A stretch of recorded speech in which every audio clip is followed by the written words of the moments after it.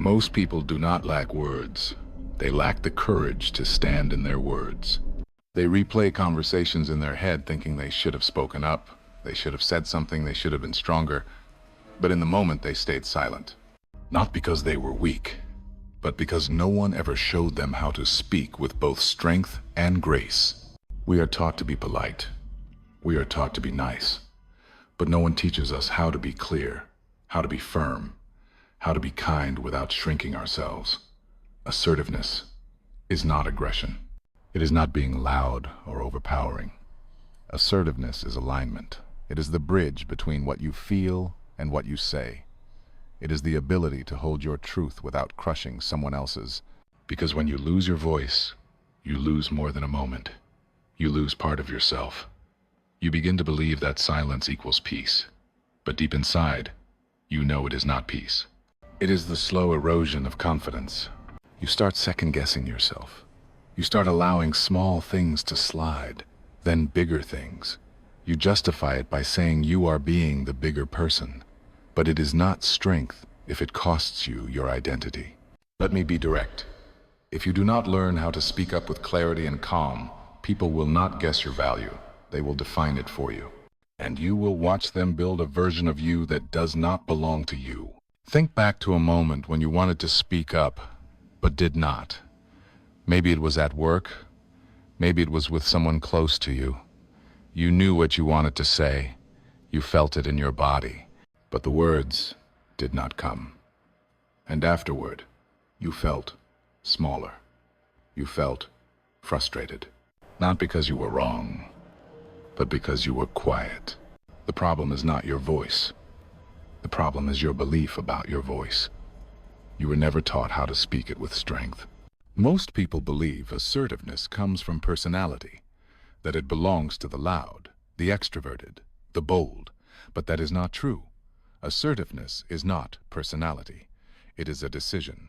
It is the moment you stop asking for permission. It is the moment you stop apologizing for taking up space. It is the moment you stop shrinking so others feel comfortable. If you wait to feel ready before speaking with clarity, you will stay silent forever. Courage comes after you act, not before.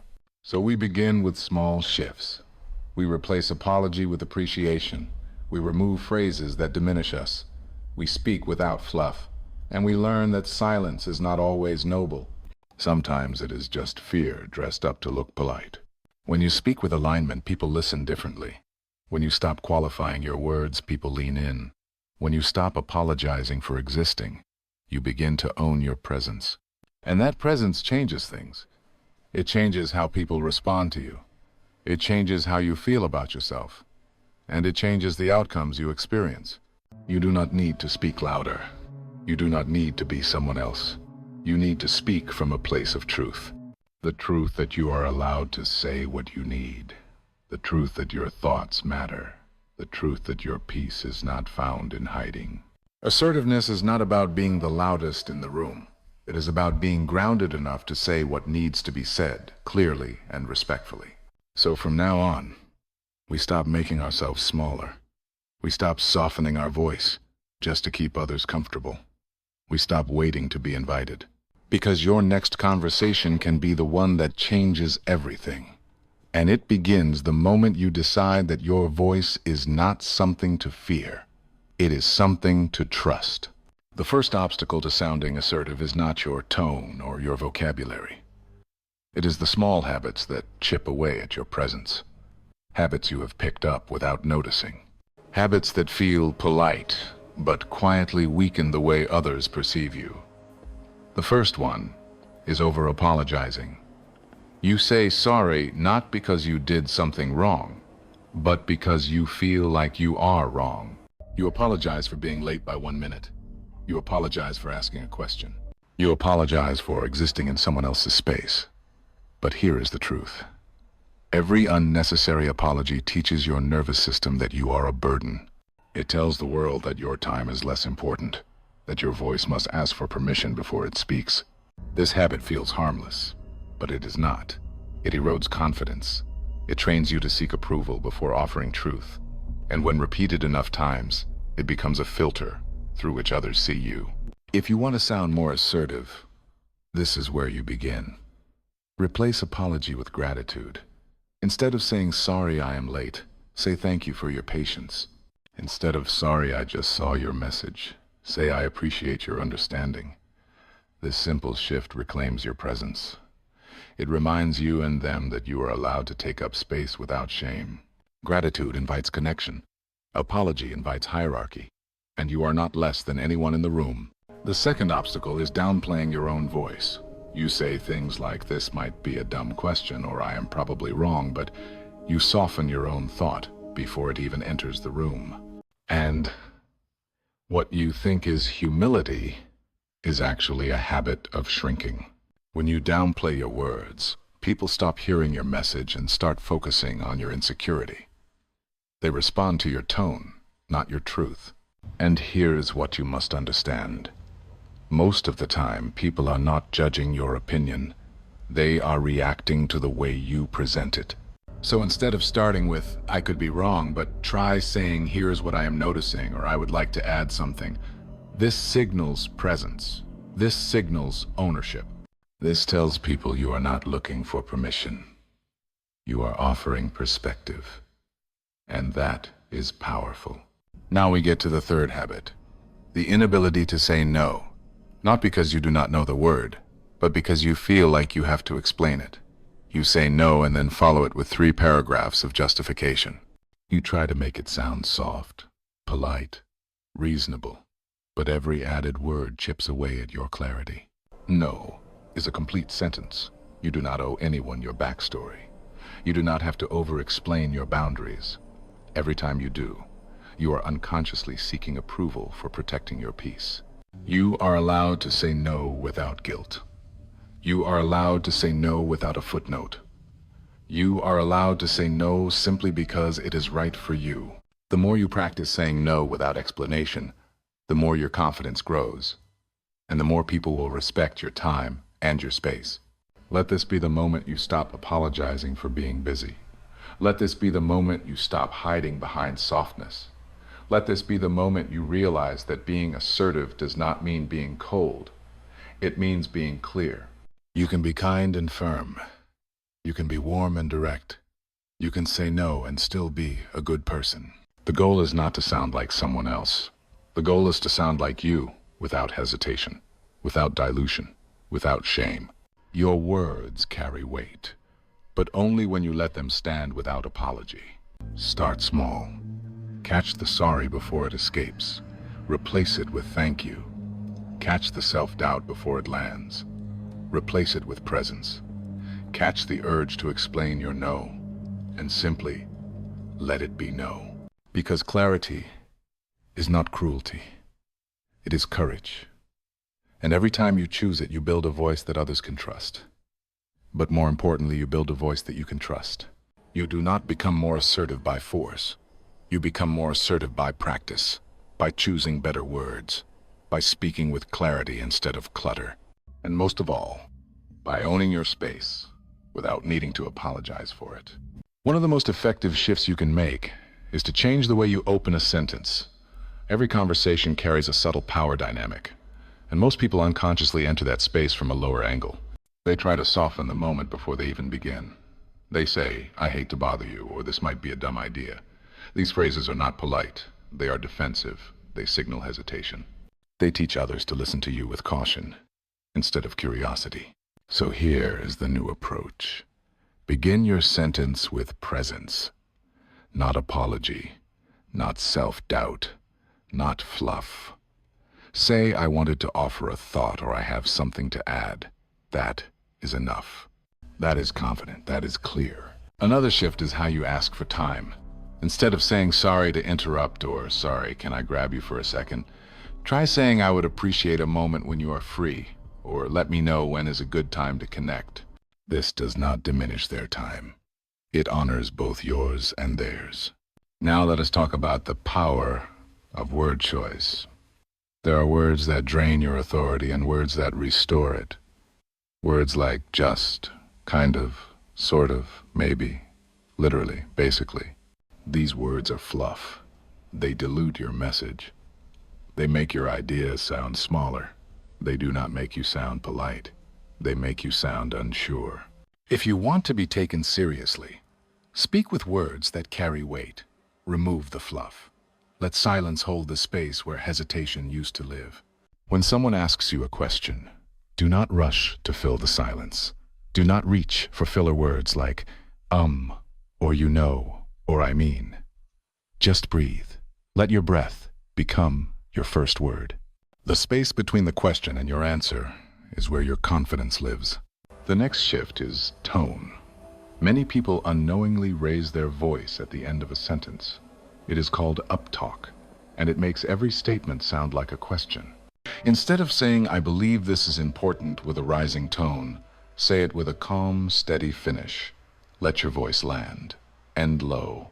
That final tone carries certainty. Confidence is not volume, it is control. And control is quiet. It is intentional. It is slow. Now let us address a hidden habit that many overlook. The phrase, does that make sense? You use it to check if people are following, but often it comes from self-doubt. It suggests that your words might not be clear, or worse, that you are unsure if your thoughts are valid. Instead of asking, does that make sense? Try saying, what are your thoughts? That invites collaboration, instead of questioning your own clarity. You are not responsible for how someone reacts to every word, but you are responsible for how you carry those words. And the way you carry them shapes how others experience you. Your presence begins before you speak. It is in your posture, your breath, your eye contact, and most of all, your intention. When you walk into a conversation, remind yourself that you belong there, not because you have all the answers, but because you are not afraid to speak with honesty. And honesty delivered clearly is one of the most powerful things in the world. So let us recap what it looks like to train your assertive voice. Replace sorry with thank you. Replace hesitation with presence. Replace filler with silence. Replace uptalk with steady tone. Replace self-doubt with self-ownership. These changes are simple, but they are not easy, because they require you to believe that your voice matters before anyone else confirms it. You do not need to dominate the room. You do not need to sound perfect. You just need to show up with clarity. You just need to trust that what you have to say has weight. And you need to say it in a way that reflects that belief. Because confidence is not a performance, it is a habit. And the more you choose it, the more it becomes who you are. No matter how confident you become, there will be moments when someone tests your boundaries. They will say something careless, condescending, or dismissive. And your response in those moments will define not just the conversation, but how you feel about yourself afterward. One of the most powerful truths you can remember is this: just because someone says something does not mean it deserves your energy. Not every comment requires a comeback. Not every insult needs a defense. Not every opinion needs a reply. Assertiveness is not reacting to everything. It is knowing what to respond to and what to release. That is strength. Some people will try to cover their rudeness in humor. They will say something hurtful, and when you respond, they will say it was just a joke. That phrase is not harmless. It is an attempt to escape responsibility. And here is how you take back control. You do not get defensive. You do not explain why it hurt. You simply say then, make it funnier, or find new material. That reply is calm. It is direct, and it makes it clear that you will not play along. Others will say things like, do not take it personally. But you get to decide what is personal, not them. You can reply with, I get to decide that. Or, if they say something rude and then act like it was harmless, then say it differently. That is your boundary. And you do not need to raise your voice to hold it. Sometimes they will say, you are being too sensitive. That phrase is used to silence you, to make you feel like your reaction is the problem. But sensitivity is not weakness. It is awareness. So instead of shrinking, respond with, I am sensing you and I have different ideas about what is appropriate. That statement shifts the focus from reaction to reflection. You are not arguing. You are holding the mirror. But here is what matters most. In every one of these moments, the real battle is not just what they said. It is how you handle your own emotions. The biggest threat to your presence is not what they said. It is how quickly you become defensive. Because the moment you get pulled into explaining, justifying, proving, you lose your center. So, the first rule is this. Let their words fall to the ground. You do not need to catch every insult. You do not need to respond to every opinion. You do not need to defend yourself against what is not true. Imagine every harsh word as something thrown in your direction. You can choose to pick it up or let it drop. Most of the time, the most powerful thing you can do is nothing. Not silence from fear, but silence from strength. If you do choose to respond, begin your sentences with I, not you. Saying you always do this will trigger their defense. Saying I feel dismissed when that happens keeps the conversation open. You are not pointing fingers. You are opening a door. Another powerful move is to affirm what is true without reacting to what is false. Say things like, I agree this is worth discussing, or that is helpful for me to know. These phrases lower the tension. They give you time to think. They keep the dialogue human. Sometimes they will say you are being too sensitive. That phrase is used to silence you, to make you feel like your reaction is the problem. But sensitivity is not weakness. It is awareness. So instead of shrinking, respond with, I am sensing you and I have different ideas about what is appropriate. That statement shifts the focus from reaction to reflection. You are not arguing. You are holding the mirror. But here is what matters most. In every one of these moments, the real battle is not just what they said. It is how you handle your own emotions. The biggest threat to your presence is not what they said. It is how quickly you become defensive. Because the moment you get pulled into explaining, justifying, proving, you lose your center. So the first rule is this. Let their words fall to the ground. You do not need to catch every insult. You do not need to respond to every opinion. You do not need to defend yourself against what is not true. Imagine every harsh word as something thrown in your direction. You can choose to pick it up or let it drop. Most of the time, the most powerful thing you can do is nothing. Not silence from fear, but silence from strength. If you do choose to respond, begin your sentences with I, not you. Saying you always do this will trigger their defense. Saying I feel dismissed when that happens keeps the conversation open. You are not pointing fingers. You are opening a door.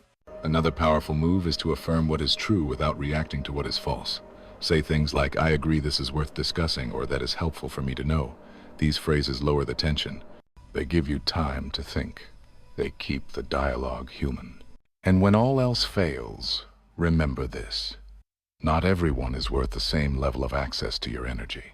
Some people argue for attention, not resolution. Some people provoke because chaos is where they feel powerful. You are not required to play that game. There is wisdom in knowing when to speak and when to stay still. There is freedom in knowing that your silence is not surrender, it is control. So when someone crosses a line, pause, breathe, ask yourself one question. Is this person worth getting out of my chair for? If the answer is no, keep your peace. If the answer is yes, speak with strength, but never let their noise become your story. Because real assertiveness is not loud. It is not sharp. It is steady. It is calm. It is rooted in knowing who you are and what you will not allow. And that kind of presence cannot be shaken by a bad joke, a careless word, or a need for approval. It stands, and it speaks, without apology. The greatest threat to your confidence is not the other person. It is your own reaction, the urge to defend, to explain, to fight back. That automatic tension that rises in your body when you feel misunderstood or challenged. That is defensiveness. And if you do not know how to handle it, it will own you. It will shape your tone, your posture, your words. It will make you sound reactive instead of rooted. And people can feel the difference. Defensiveness is natural.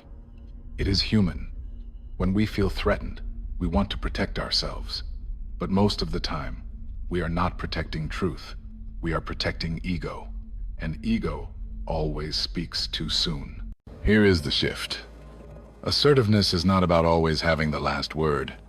It is about knowing when to say nothing at all. When someone says something that triggers you, the first thing you must learn is to pause. Let their words land. Do not catch them. Do not throw them back. Just pause. That moment of silence is where power lives. It is the space where you decide instead of react. And when you do speak, do not start with you. Do not say you are not listening, or you always twist my words. That makes them defend. And once someone is defending, they are not listening. Instead, start with I. Say, I feel like I am not being heard, or I want to make sure I am clear. That keeps the focus on the message, not the blame. Another way to lower tension is to use bridging phrases. Say, I agree this is worth discussing, or that is helpful for me to know. These phrases tell the other person you are engaged, not combative, and they give you space to lead the conversation instead of being pulled into a corner. There is also power in saying maybe. When someone challenges you, and you feel your voice rising, say maybe. Maybe you are right. Maybe there is more to see here. That does not mean you are surrendering. It means you are choosing growth over ego. And that choice makes you stronger. The problem with defensiveness is that it creates a cycle. They say something, you react. They react to your reaction. And now you are both talking past each other. No one is listening. No one is growing. The way to break the cycle is not to fight harder. It is to step outside of it. To remember that not every comment deserves your energy. Not every moment is worth your peace. You are allowed to say, I need a minute. You are allowed to say, I do not receive that. You are allowed to walk away without losing your power. True confidence is not being unshakable. It is knowing how to return to calm when you are shaken. It is knowing how to let go when your body wants to grip tight. So the next time you feel the wave of defensiveness rise, do not meet it with words. Meet it with breath. Let your breath speak before your voice does. Let silence hold the space where reaction used to live. And if you do speak, let your words come from clarity, not combat. Say, I want to understand before I respond. Say, I hear you, and I am thinking through it. That kind of language slows the pace. It resets the tone. It reminds everyone in the room that presence is more powerful than pressure. You do not have to prove yourself to people who are not listening. You do not have to defend your worth in every conversation. You do not have to react to every challenge as if it defines you. The more you practice this, the stronger you become. Not louder, stronger. And that strength shows up in your ability to stay steady, to stay rooted, to speak without armor. Because at the end of the day, assertiveness is not about winning arguments. It is about owning your voice. And owning your voice begins with owning your emotions, not letting them run the room, but letting them guide you to something better. When you learn to respond without reacting, you do not just change the conversation, you change who you become in it. Confidence is not about being the smartest in the room. It is about being the most grounded in who you are, the most secure in your presence, the most aware of your worth. The moment you stop seeking permission to exist, to speak, to lead, you start creating real connection, because people can sense when you are pretending. They can hear the strain in your voice when you are trying too hard. They can feel the tension when your words do not match your posture. That kind of energy does not build trust. It builds distance. What builds trust is congruence. When your tone, your words, your body language all say the same thing. When you are fully present, not polished, present. You do not have to enter a conversation with performance. You just need to enter with purpose. Speak clearly. Listen fully. Look people in the eye. That is where confidence lives, not in volume, not in charisma, but in stillness. You do not need to prove your intelligence. You need to show that you are listening. You do not need to prove your strength. You need to show that you are steady. People follow presence. not pressure. So, if you want to build connection when you speak, begin by slowing down. Speak like your words carry weight, because they do. Take your time. Let the silence work for you, not against you. Do not rush to fill every gap with sound.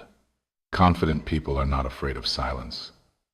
They understand that silence creates space. Space for the other person to think. Space for meaning to settle. Space for respect to grow. Another way to build connection is to eliminate the need for approval. The truth is, not everyone will like you, and that is not your job. Your job is not to be liked. Your job is to be true, to be aligned, to be clear. When you speak from that place, people can feel it. And even if they do not agree with you, they will remember that you spoke with integrity. And integrity builds influence. The most powerful voices are not the ones who shout. They are the ones who speak simply and without fear, who say, I believe this matters, who say, I do not agree, but I am listening, who say, here is what I need, calmly and directly. The reason most people avoid speaking this way is not because they cannot. It is because they think they have to sound perfect. But perfection is not persuasive. Authenticity is. And the only way to be authentic is to let go of the performance, to stop worrying about whether every word lands exactly right, to stop scripting every sentence, to simply speak from alignment. That does not mean speaking carelessly. It means speaking intentionally. It means saying what you mean and meaning what you say, and doing it with warmth, not walls. Because assertiveness is not just about being heard. It is about building bridges while standing your ground. It is about saying no without closing the door. It is about expressing your truth without needing to dominate. So the next time you walk into a conversation, ask yourself one question. Am I here to perform or to connect? If the answer is connection, then take the pressure off. Breathe. Drop the fluff. Say what needs to be said, and let that be enough. If you are making a request, make it directly. If you are setting a boundary, state it clearly. If you are offering an idea, trust that it has value. Do not wrap your words in disclaimers. Do not qualify your needs with phrases like I might be wrong or I am probably overthinking. Your thoughts are valid. Your ideas are worth sharing. Your boundaries deserve respect, but they only carry weight if you believe it first. Confidence begins when you stop asking for permission to show up. It grows when you stop apologizing for having a voice, and it becomes natural when you practice it until it feels like home. Because that is what assertiveness really is. Not a trick, not a tactic, but a return to yourself, a way of standing in who you are, calm, clear, connected. Assertiveness is not a moment. It is a mindset. It is not something you turn on when needed and forget when convenient. It is a way of walking through life, a way of showing up fully and truthfully every single day. And like anything worth building, it does not happen by accident. It happens by repetition, by choosing alignment over approval, by choosing presence over performance. You do not become assertive once. You become assertive again and again until it becomes natural, until it becomes who you are, until your voice no longer trembles at truth, until your boundaries no longer need permission to exist. The key is consistency. If you want your voice to carry weight, you have to train it like a muscle. You do not lift once and call yourself strong. You do not speak up once and call yourself confident. You practice. You refine. You repeat. Start with the smallest moments. Answer the email without apology. Ask the question without downplaying. Say no without explanation. Pause before you react. Let silence hold its place. Speak slower.